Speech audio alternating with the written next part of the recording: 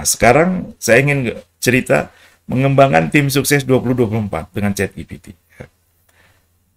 Tulisan ini ya, presentasi yang saya itu hasil dari ChatGPT. Tetapi ya, apapun keputusannya ada di kita. Jadi kita bisa merancang ulang, mengadjust bisa.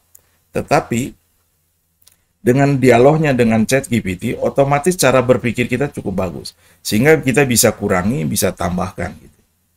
Nah, jadi kalau misalnya di antara Bapak Ibu sekalian ingin jadi calon wali kota, dengan ChatGPT sangat mudah sekali. Ya. Bagaimana membuat tim suksesnya? Kalau ada tim sukses 1 orang, 2 orang, asistennya calon wali kota, dia membuat timnya itu sangat mudah. Dan yang penting dalam membuat tim itu kan sistematis dan terstruktur. Dan pertanyaan ini sebenarnya bisa dipakai untuk apapun. Ya. Jadi kalau misalnya seperti sekarang kan, Erick Thohir menjadi ketua umum misalnya PSSI, dia menstrukturkannya sangat gampang sekarang ada ChatGPT. Ya. Tinggal dicari orang yang ahli di bidang SDM, bagaimana mencarinya lewat ChatGPT, kemudian terstrukturkan. Luar biasa ini. Ya. Nah ini saya tunjukkan untuk tim sukses. Ya. Kenapa topik kami angkat ya? Tahun politik pemilu yang serentak di Indonesia. Ya. 23, 24. Ini serentak. Ya presiden, ya gubernur, ya bupati, ya wali kota, ya legislatifnya. Serentak semua. Ya. Kecuali kepala desa yang tidak. Tetapi bisa saja satu saat serentak juga. Ya. Tapi yang jelas ini serentak sekarang. Ya. Ini jelas akan bertabur konsep-konsep ya. Dan nggak bisa sembarangan nih sekarang. Dan bagi kita bisa jadi ini satu kesempatan gitu ya, satu peluang bagi kita. Perlu adanya visi, misi, dan program yang lebih kreatif dan sistematis yang ditawarkan dalam kompetisi pemilu 24. Jadi kami melihat bahwa semua orang harus bisa menampilkan program, visi, dan misinya yang jelas ya. Dan ini kan harus sistematis ya. Calon yang akan dipilih harus bisa memilih tim sukses. Jadi calon-calon ini kan harus bisa memilih tim suksesnya ya, yang handal, sistematis membantunya di pemilu 24. Perlu adanya tim sukses yang handal dan jelas programnya yang akan membantu calon-calon yang dipilih masyarakatnya. Jadi ini topik. Nah kalau yang ini tulisan saya, langsung. Jadi tidak ada ChatGPT di sini. Tetapi boleh jadi ini ditanyakan ke ChatGPT, silakan ya. Nah, sedangkan tulisan selanjutnya ini ChatGPT. Jadi saya perhatikan luar biasa. Nah, mengembangkan tim sukses calon wali kota. Kasusnya tentang tim sukses calon wali kota. Jadi mengembangkan tim sukses calon wali kota adalah suatu tugas yang penting, membantu calon wali kota memenangkan pemilihan. Kan tujuannya kan supaya menang ya. Ya. Tidak ada untuk kalah itu. Kan menang.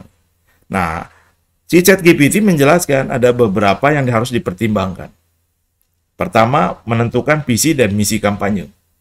Jadi, kalau mau jadi calon wali kota, dia harus punya visi, ada misi dulu.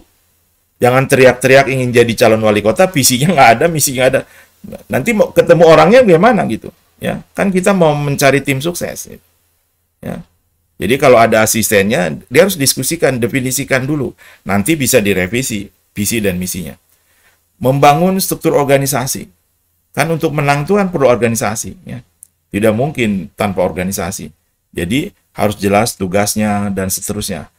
Tanya ke ChatGPT, semua bisa dijawab. Ya. Merekrut anggota tim yang bersemangat. Ya. Kan kita akan memilih orang-orang yang mendukung calon wali kota, calon kita ya. Misalnya kita jadi calon wali kota, karena kita harus memilih orang-orang itu. Nah, lewat ChatGPT bisa ditanyakan orang ini capable nggak dengan karakteristik ini gitu. Nah, dia mampu nggak, handal nggak. Gitu. Kemudian juga harus berikan pelatihan. Pelatihan apa yang harus diberikan ke tim suksesnya? Jangan dibebaskan gitu. Indonesia bebas aja ya. Jadi susah gitu. Ya. Saya jujur aja seperti di Bandung ini bingung kemajuannya apa yang nggak ngerti saya kemajuannya. Ya kan? Jadi ini malahan saya pernah memakai satu gedung yang telah dibuat oleh wali kota sebelumnya, sekarang malah jadi gelap gitu kan. Ah, waduh, gimana? Sudah dibangun mahal-mahal, malahan tidak terpakai dengan bagus. Nah, sehingga ini harus ada pelatihan dan pendidikannya kepada tim calonnya. Ya.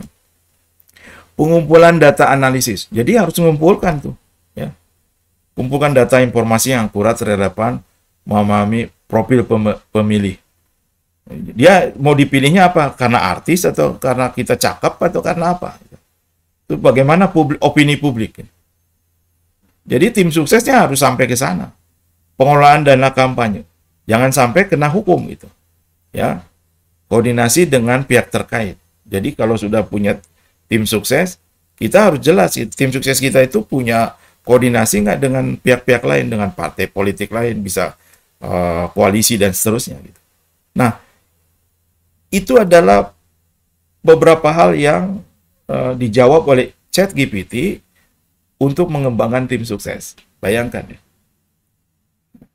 Ini tidak akan lengkap kalau saya kira kalau konsultan yang baru terjun nggak akan bisa lengkap. Bagaimana jika saya menjadi tim sukses? Jadi kalau sekarang saya menjadi tim sukses, saya sudah jelas akan pakai ChatGPT.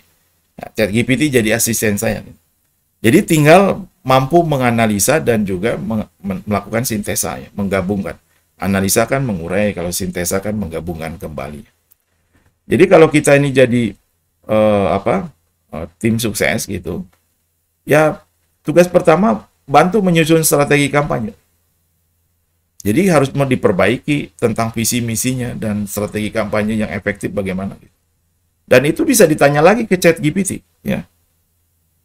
Luar biasa ini, ya, ChatGPT ini. Temukan dan hubungi target audience. Nah, ini kan dilakukan lewat survei, ya. Kita bisa melakukan survei untuk ke masyarakat kita gitu. Ya. Nah, ini jika kita jadi audien ya bisa jadi timnya, ya kita bisa melakukan itu. Kemudian manajemen sumber daya, ya. Kalau kita sebagai timnya ya kita harus melakukan manajemen sumber daya, mengatur waktu, anggaran kampanye, jangan jor-joran gitu, ya. Dulu saya pernah ketemu dengan orang yang konsultan kampanye, dia nyebutkan angka gitu. Kalau angka itu di bawah itu sudah, Pahitan jangan ikut. Sampai gitu ya. Tapi dengan adanya ChatGPT terbalik ya. Malahan orang tipe itu tidak akan diterima. Karena ChatGPT lain akan jadi efisien. Karena akan fokus dan sistematis kerjanya. Ya. Kemudian kontrol komunikasi. Jadi bagaimana membuat kanal-kanal informasi itu. Surat kabar, radio, itu bagaimana caranya. Jadi kalau kita ini jadi tim sukses, bagaimana caranya? Ya, analisa dan evaluasi, kita harus melakukan analisa dan juga evaluasi apa yang harus diperbaiki gitu. Koordinasi dengan pihak terkait, mungkin kalau kita bagian dari tim sukses, kita yang menghubungi partai politik untuk koalisi atau juga dengan organisasi masyarakat atau pendukung lainnya, ya. Tetapi tadi kan visi dan misinya harus jelas dulu.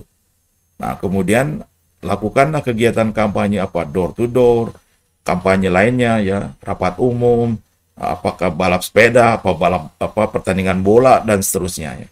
Jadi ya bebas itu ya. Nah, ini semua Bapak Ibu sekalian, saya bisa menjelaskan tetapi dasarnya basicnya dari ChatGPT. Nah, kenapa misalnya saya bisa menjelaskan ya, kami bisa menjelaskan kan karena ada pengetahuan sebelumnya. Nah, oleh sebab itu, ChatGPT akan sangat bermanfaat besar ketika merapikan apa yang di pikiran kita dan tambahkan pikiran kita ke dalamnya. Hanya saya tidak mau tambahkan. Ya. Kan si ininya juga meminta supaya ada feedback. Katanya biarkan aja gitu. Ya. Nah, ChatGPT-nya sebenarnya meminta supaya mendapat feedback gitu. Nah, jadi Bapak Ibu sekalian, itu adalah mengembangkan kalau kita jadi calon apa jadi pilihan dari calon adalah untuk membuat tim sukses, dan juga apa kalau kita sebagai tim sukses, ya. Dan semuanya, ya Bapak Ibu sekalian, langkah ini disusun oleh ChatGPT. Bukan saya yang menyusun, ya. Jadi bukan saya yang menyusun, saya hanya menjelaskan ulang. Jadi kalau misalnya saya diminta sebagai asisten tim sukses gitu ya, saya gunakan ChatGPT.